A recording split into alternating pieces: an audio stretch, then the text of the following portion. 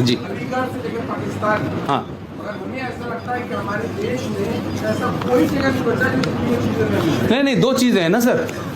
جھوٹ پہ لوگ جو ہیں آٹا بیچ دیں گے, نمک بیچ دیں گے, جھوٹ کے سہارے اچھے ڈالڈا گھی کو دیسی گھی میں بیچ دیں گے. سن لیجیے میری بات. آپ مجھے لگتا ہے سوال کو دل پہ لے گئے ہیں, شاید دل پہ مت لیجیے.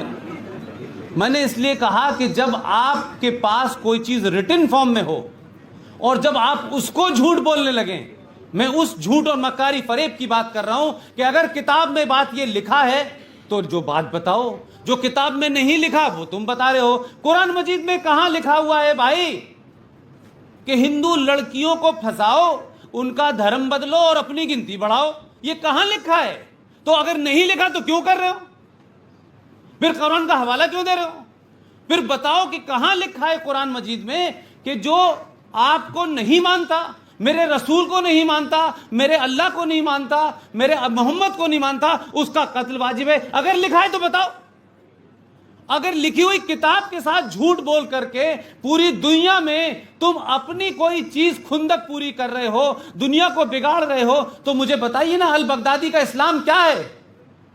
اگر البغدادی غلط کر رہا ہے تو کون روکے گا؟ پشپین نہیں روکے گا. اس دیش کے 20 کروڑ لوگوں کو جا کر کے البغدادی کے خلاف آواز اٹھانی چاہیے, ذاکر نائک کے خلاف آواز اٹھانی چاہیے. یہ جو مفت یہ بیٹھتے ہیں ٹیلی ویژن کے اوپر, چھوٹے بھائی کا پاجامہ بڑے بھائی کا کرتا پہنے ہوئے, ان سے پوچھو جا کر کے یہ کون لوگ ہیں؟ یہ کون لوگ ہیں بھائی جو صبح سے لے کے شام تک اسلام کا نام لے لے کے, حدیث کا نام لے کر کے, شریعہ کا نام لے کر کے آپ مارتے ہیں؟ پوچھو کشمیر میں محبوبہ مفتی سے. نام تو محبوبہ مفتی رکھا ہوا ہے, نام تو عبداللہ رکھا ہوا ہے, لیکن کام آپ کے جاہلوں اور بدماشوں گنڈوں جیسے ہیں. پوچھئے کہ بھائی کس نے کہا تھا کہ 3 لاکھ ہندوؤں کو آپ مار دیں؟ کہاں سے اسلام میں لکھا ہوا ہے؟ اور لکھا ہے تو بتاؤ. جو کچھ لکھا ہے وہ میں نے بتا دیا. اس لیے میں نے کہا کہ جو مکار منافقت علی گڑھ یونیورسٹی میں نے دیکھی اسلام کو لے کر کے, وہی پاکستان میں ہے. اور بھارت کے اندر اسلام کچھ اور ہے, سعودی عرب میں کچھ اور ہے. آپ کو معلوم ہے کہ اسلام میں قبروں کا کنسپٹ نہیں ہے. قبر کے بارے میں منع کیا گیا ہے کہ قبر نہیں بنے گی. جو جناب چلے گئے ہیں ان کو زمین میں دفنائیے, مٹی ڈال دیجئے اور خداحافظ کر دیجئے. لیکن یہ بڑی بڑی سنگ مرمر کی قبریں کیوں بنیں گی؟ یہ بڑے بڑے قبرستان کیوں بنیں گے؟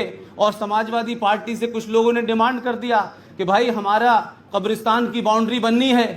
میں نے یہ بات اعظم گڑھ میں کہی کہ بھائی یہ باؤنڈری بننی ہے, 450 کروڑ روپیہ چاہیے.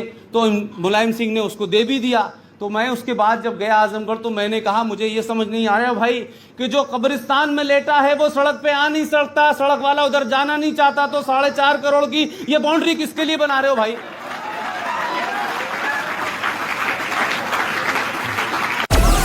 Download Moj.